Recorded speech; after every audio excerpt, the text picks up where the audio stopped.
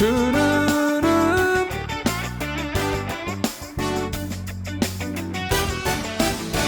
Estoy siguiendo a Jesucristo. De este camino yo no desisto. Estoy siguiendo a Jesucristo. Atrás no vuelvo, no volveré, no volveré, no volveré. Vamos a aplaudir al Señor Jesús. Es bueno estar aquí, como dijeron los discípulos en el monte de la transfiguración cuando la gloria de Dios bajó y los envolvió. Es bueno estar siempre donde la gloria de Dios se manifiesta, donde la presencia de Dios actúa, y hoy va a actuar aquí. Estos días estamos viendo mensajes muy buenos de la palabra. Todos ellos son lámparas para nuestros ojos y luz para nuestro camino. Todas las veces que usted escuche la palabra de Dios, sea de parte de quien quiera que sea, no importa. Dios a veces habla incluso a través de una burra, como habló con el profeta Balaam. Si escuchó la palabra de Dios, puede ser el burro de R.R. Suárez. Preste atención a lo que Dios está diciendo. El Señor Dios quiere iluminarlo. O sea, la palabra del hombre no importa. Él es un instrumento, y todo lo que le ilumine es la voluntad de Dios para usted. Él va a cumplir. Tómelo, crea y puede estar seguro de que Dios actúa. A veces Dios actúa diferente que el hombre. Vemos que a un hombre jamás le gusta tomar el camino más difícil, pero Dios a veces exige que hagamos eso. Cuando Dios retiró a los hijos de Israel, está en el libro de Éxodo de Egipto. Él hizo algo que ningún estratega haría. Siempre toman el camino más rápido, pero Dios mira dentro del corazón y ve si tenemos o no estructura. Y si no tenemos estructura, Él prefiere que muchas veces hagamos el camino más largo. Por eso no es bueno tomar el consejo del hombre. El hombre siempre quiere el resultado inmediato. Aquí en Éxodo capítulo 13, Éxodo es el segundo libro de la Biblia, versículo 17. Aquí tenemos a Dios guiando a su pueblo.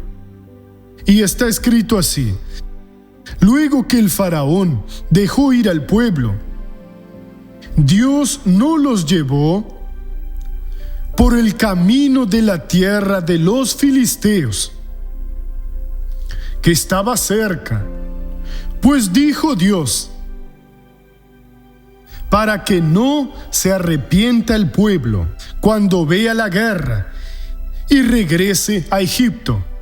Entonces, hoy ocurre lo mismo, hermanos. ¿Por qué Dios no me dio ese éxito y otra persona se me adelantó?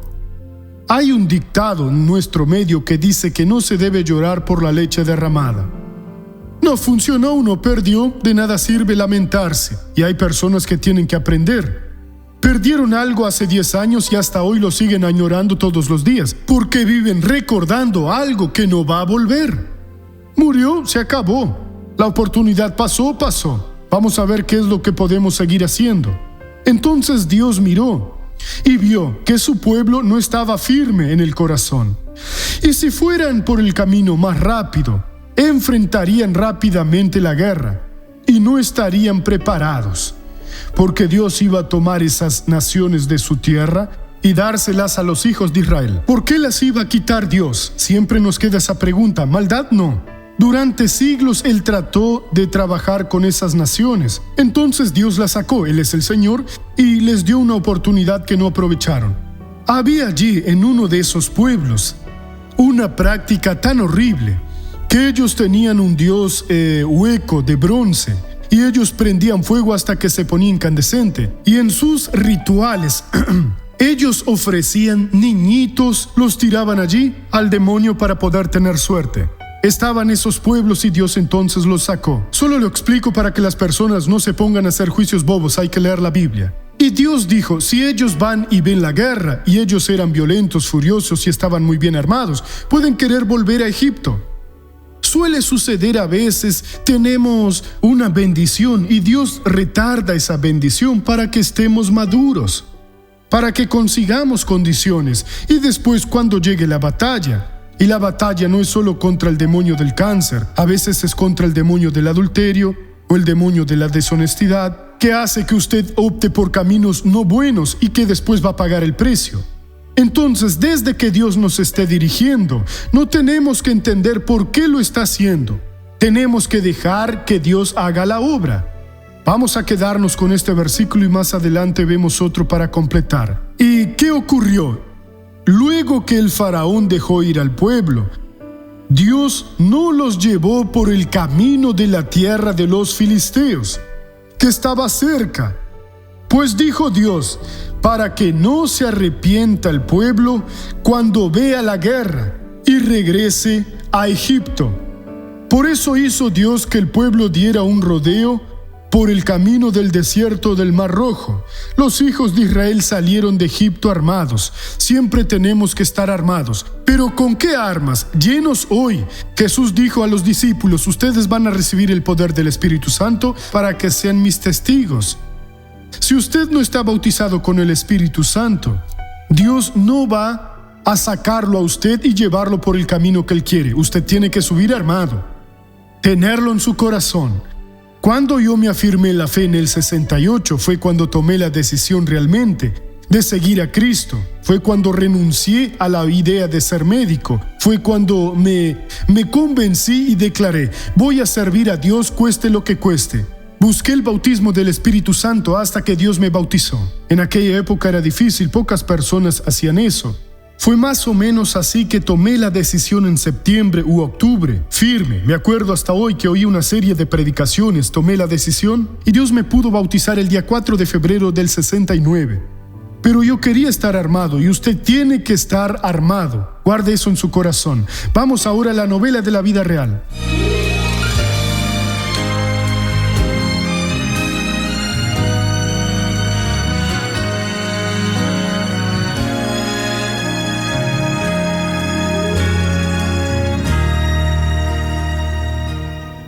Mi hija Tawane tenía 6 años, fue el año pasado, hace exactamente un año.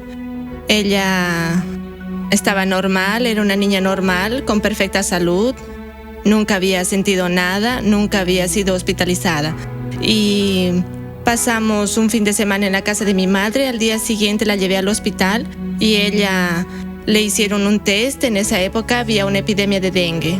Los exámenes confirmaron que Tawane tenía dengue hemorrágico. Y la transfirieron hacia Aracayú, de aquí a Aracayú, y fue cuando empezó todo el proceso. La enfermedad empezó a desarrollarse, empezó a hincharse, estaba desfigurada, estaba irreconocible, muy hinchada, y solo empeoraba. Yo conozco a Marta de la iglesia porque soy obrera. Yo la conozco a ella, conozco a su familia y solo supe de la situación de Tawane a través de la esposa del pastor. Y luego enseguida traté de buscar, saber más sobre su caso porque trabajo en el área de salud, de vigilancia epidemiológica y acompañamos a todos los casos de dengue en Tabayana. Y Tabayana sufría una epidemia como todo el estado de Sergipe, ¿sí? Y hubieron óbitos, e incluso niños que estuvieron justamente con Tawane en el hospital Joao Alves, un hospital del estado de Sergipe, que todos fueron llevados a ese lugar y muchos de esos casos fallecieron. Ella tuvo un derrame en la pleura, a ellos se le sumó un colapso cardiorrespiratorio, un infarto, una hemorragia intestinal y urinaria, ¿me entiende? Y tuvo además en todo el cuerpo, así que fue un cuadro de FHD y ese cuadro es un estado de choque hemorrágico, llegaría al óbito. Por lo tanto, la coordinadora de la vigilancia todos los días iba al sector y yo le preguntaba por Tawane. ¿Y cómo está Tawane? Como también por los otros niños. Y me decía que Tawane necesitaba estar en urgencia y que no había más vacantes en urgencia y que su cuadro era un estado de óbito, así que llegó a tener solo 20 plaquetas, siendo que lo normal es a partir de 260 por encima. Me dolía la barriga, vomitaba mucho. y me dolía la garganta. ¿Y te acuerdas cuando estuviste en el hospital? ¿Cómo fue? ¿Cómo era en el hospital? Era lleno de niños enfermos, un mal olor a suero. A cada rato, si se perdía la vena, tenía que pincharme una vez más. Lloraba. Fue cuando me desesperé y lo llamé a mi pastor y pensaba, Jesús, no acepto esto. Le dije, pastor, nos pasa esto y mi hija está entre la vida y la muerte. Será operada ahora. Y me dijo, hermana, no confíes el fracaso. Dios tiene planes en la vida de su hija. Mi hija siempre fue una persona que evangelizaba. Ella siempre, incluso con 6 años, ya agarraba los folletitos de la iglesia para evangelizar. En ese momento me acordé de los programas que veía tantas curas, veía la novela de la vida real que muestran tantas curas y nosotras dos siempre veíamos juntas porque nos quedábamos solas. Mi marido viaja, me quedo muy sola con ella. No lo acepto, Señor, ver a mi hija en esas condiciones. No puedo. Jesús, no puedo. Tú ves que esto supera todas mis fuerzas. La palabra dice que tú no nos dejarás ser probados más de lo que podamos soportar. Y vi personas mejores que se encontraban en mejores condiciones que ella, llegaron a morir. Y a mi hija Dios la fue curando de una manera que todo el hospital lo comentaba. Su recuperación fue instantánea, porque yo mantuve mi fe. Y hoy, para la honra y gloria del Señor Jesús, aquí está mi hija viva. Cuando incluso podría no estar más, porque niños que estaban en un estado mejor que ella, ya no están más aquí. Ella es una niña normal, ella juega. Hoy aprendí que quien nos cuida es Jesús. No sirve de nada, por más cuidado que uno tenga. Es solo Dios que tiene la solución. Él es quien realmente cuida. ¿Quién te curó? Jesús. Gloria a Dios. El que sigue a Cristo vive bien y hace que su familia viva bien. El que no sigue a Cristo, hermano, tenemos que orar porque no podemos llamarlo irresponsable, porque a veces él no tiene el entendimiento. Hay una niebla, una nube sobre esa persona que le impide ver la verdad. Y entonces el enemigo hace sus obras nefastas. Esa niña podría haberse perdido como varias ya se perdieron y se pierden tantos niños y gente adulta también en esas crisis que ocurren en el mundo. Ahora estamos en esa gripe terrible, la gripe porcina, después que vino la aviaria y no sabemos cuál vendrá. ¿Y qué seguridad tenemos? La confianza en la palabra de Dios. Cuando ella fue a hablar con un hombre de Dios, la palabra del hombre de Dios la iluminó, ella se apropió de la palabra, oraron y Dios invirtió el cuadro. Vamos a creer que hoy muchas familias que tienen problemas en casa, con la oración que haremos dentro de poco, también van a ser bendecidas. Crea, el Dios de la Biblia no hace excepción de personas. Dios nos bendice a todos y solo es necesario estar en la palabra. El requisito es estar en la palabra del Señor para que Él pueda actuar. Vamos ahora a la primera pregunta. ¿Por qué usted no ora el Padre Nuestro? Porque el Padre Nuestro no es para ser orado. El Padre Nuestro, no hay nada de malo en orar el Padre Nuestro. Creo que 1 o 2 veces en la iglesia ya recitamos el Padre Nuestro. Recitar no es orar. Orar es hablar con el corazón, con sus palabras. El Padre Nuestro es una oración modelo. Si usted la divide va a ver los objetivos de la oración. Pero con estar rezando un Padre Nuestro, 10 Padre Nuestros, 100 Padre Nuestros, no llegará a ninguna parte, como cualquier otra oración. Ahora, cuando usted hace su oración, usted expresa aquello en lo que usted cree. Y después que uno cree que va a ocurrir, entonces Dios actúa. Segunda pregunta. Doctor, ¿es pecado tomar vino? Beber vino es pecado, beber whisky es pecado, beber aguardiente es pecado. Todas las cosas que entorpecen son pecado. Pero Jesús bebía vino, dicen los entendidos, que era el jugo de la uva, no el fermentado. Las personas hacen esa división. En la Biblia Pablo dijo que el predicador no podía ser bebedor de vino. Hay personas que dicen que no hay problema. Cuando yo era joven fui a predicarle a un amigo. Él no era de mi iglesia, su mujer estaba firme y sigue firme hasta hoy. Pero él iba siempre allá y parecía cristiano. Y él estaba borracho, pero muy embriagado. Un día estaba sobrio y le dije, le voy a llamar José. José, estás bebiendo, destruyendo tu salud. Y el caso, lo que ocurrió con él, no interesa contarlo aquí. Y le explicamos los efectos colaterales que la bebida le provocaría. Y él me dijo, ¿pero qué quieres? Tu pastor fue a Río Grande do Sul, esto en Río de Janeiro, y me preguntó qué quería. Y yo le dije que lo que le venga a su corazón, y él me trajo una botella de vino. El alcohol entorpece. Cuando uno bebe un poquito, puede hacer una cosa, de repente otra persona también. Hay personas que beben 1 litro de whisky, por ejemplo, y no se emborrachan, y hay otras que toman una dosis y ya se emborrachan. Entonces uno bebe y queda alterado. Usted va a conducir, va a reaccionar a una agresión y puede cometer una cosa, un acto, suceder una tragedia. Lo mejor es estar siempre sobrio. Vamos a abrir el corazón. Soy casada y tengo 3 hijos. Mi esposo estuvo alejado de casa durante 7 años y hoy nuevamente estamos juntos, pero me siento muy infeliz. Él me dice que ya no me ama y que se irá definitivamente de casa. Sufro aún más porque no quiere nada con Dios y siempre apunta a mis defectos. Doctor, ya no sé qué debo hacer para terminar con este tormento en mi vida.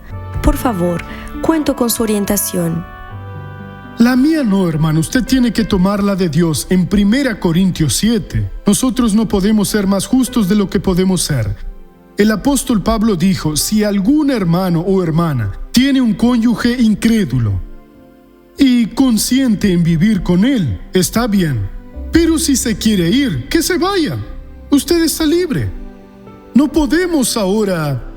Él es débil, voy a orar por él, pero eso es maldad en el corazón. Esta persona pasa 7 años, solo Dios sabe lo que hizo en esos 7 años. Vuelve a casa y la maltrata. Y no puede hacer eso, debe respetar. Enseguida, me voy. No, por el amor de Dios no te vayas. Y él le da una patada. ¿Qué es eso? Hay que tener dignidad. Hay que dejar que Dios haga la obra. Amén, Jesús. Está en la palabra, no puedo hablar fuera de la palabra. Pablo escribió por orden del Espíritu Santo. Hermano, vamos a volver a Éxodo. Estamos estudiando el capítulo 13. Ahora vamos a entender toda esta palabra. Entonces Dios prefirió llevarlos por el camino más distante. Y aquí dice en el versículo 20, partieron de Sucot y acamparon en Etam, a la entrada del desierto. Jehová iba delante de ellos, de día en una columna de nube para guiarlos por el camino, y de noche en una columna de fuego para alumbrarlos, a fin de que anduvieran de día y de noche. Nunca se apartó del pueblo la columna de nube durante el día, ni la columna de fuego durante la noche.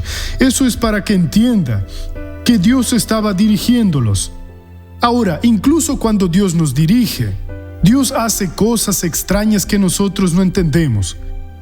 El versículo siguiente muestra una cosa en la que aparentemente Dios se equivocó. Habló Jehová a Moisés y le dijo, di a los hijos de Israel que regresen y acampen delante de Pit Hairot, entre Migdol y el mar, enfrente de Baal Zephón. Acamparéis frente a ese lugar junto al mar.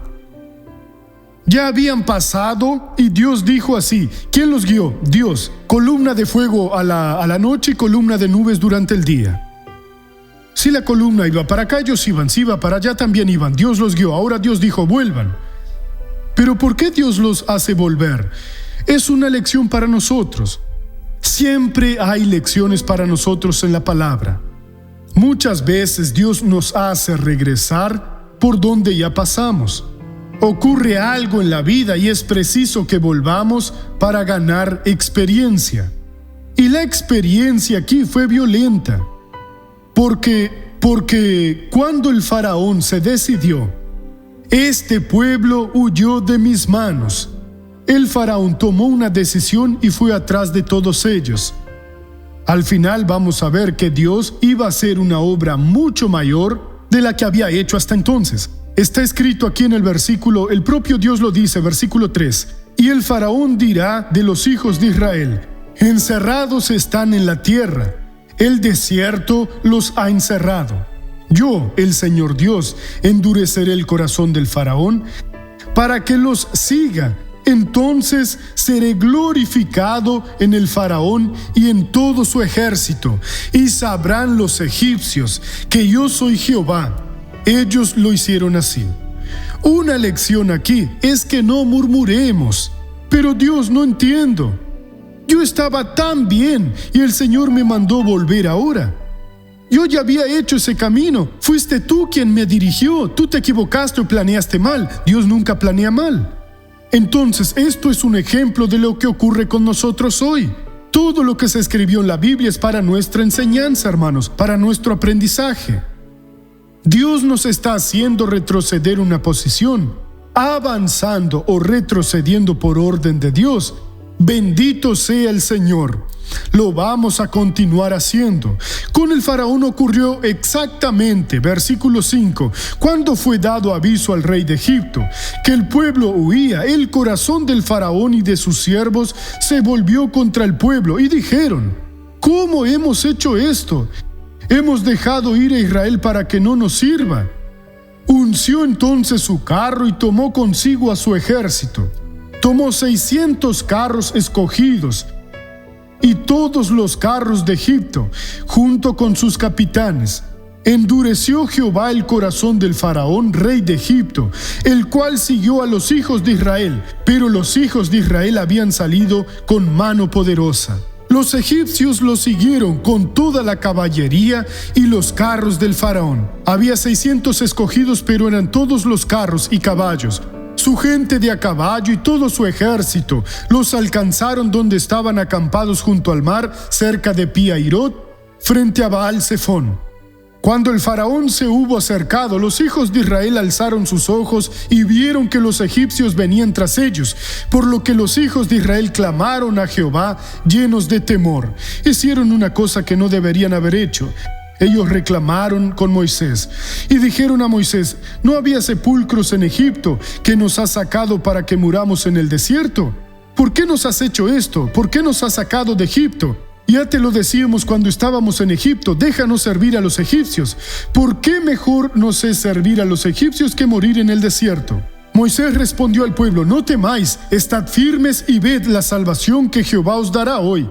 Porque los egipcios que hoy habéis visto, no los volveréis a ver nunca más. El pueblo no entendía y a veces no entendemos. Lección: no hable contra el Señor. ¿Pero por qué Dios hizo esto? Dios es malo, me colocó en esta situación. Señor, estaré contigo adelante y estaré contigo atrás. Contigo siempre venceré. Si es tu plan, úsame, déjame entender tu plan y yo voy a vencer. Ellos no estaban preparados para ir a la tierra prometida. Cuando hubo una pequeña presión, ellos murmuraron y hablaron contra Moisés.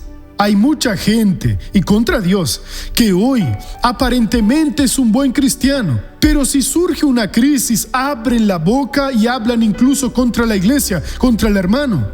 Hay gente que llega a arrepentirse de la ofrenda que dio a Dios. No se la tendría que haber dado. Dios solo ama lo que se da con alegría. Y la gente se queda desesperada. Nunca haga eso. Si hay una crisis, Señor, guíame más. Déjame ver lo que estás haciendo. Dame fuerzas para resistir. Dios quería ser glorificado. El faraón juntó todo su ejército, todos sus caballos, carros y sus caballeros y vino. Y nosotros sabemos lo que ocurrió. Dios mandó que Moisés abriera las aguas y las aguas se abrieron. Israel pasó con los pies secos, pero Dios que estaba delante pasó a la retaguardia. Y la columna de fuego que iluminaba a los hijos de Israel era oscuridad para los judíos, para los egipcios, y ellos no conseguían acercarse a los hijos de Israel. El mismo Dios sacaba los clavos de los carruajes de las ruedas, se caían, tenían problemas, ellos las arreglaban. Cuando vieron que era Dios peleando por Israel, trataron de volver, pero fue cuando Moisés mandó que las aguas volvieran y todos ellos fueron destruidos. Si Dios lo colocó en una situación que aparentemente es vergonzosa, Él lo hizo para que usted tuviera una victoria mayor. No rechace lo que Dios hizo. Señor, yo voy a probarte que ando contigo. Y después Dios le da la tierra prometida si usted es fiel. Ellos murmuraron, dijeron cosas que no deberían decir, le dieron capacidad al enemigo. Pero Moisés se levantó y dijo: no hagan eso. Lo que ustedes van a hacer, esto nunca lo vieron antes. Los egipcios que ustedes están viendo que nos están persiguiendo, nunca más los verán. Lo mismo se dice de esos enemigos que están atrás de usted. Dios lo permitió. No se desespere. Dios quiere darle una victoria mayor en el nombre de Jesús. Amén. Gloria a Dios. Ahora baje la cabeza y cierre los ojos también en casa y lloro. Padre, cuando estaba hablando al principio, después de ver el testimonio, que tú libraste a esa muchachita del dengue hemorrágico, yo hablé de esas plagas que asolan las naciones. Y estos días estamos viendo esa gripe infernal, quitándole la vida a tantas personas. Y hay familias ahora orando y diciendo, acúdenos, oh Dios.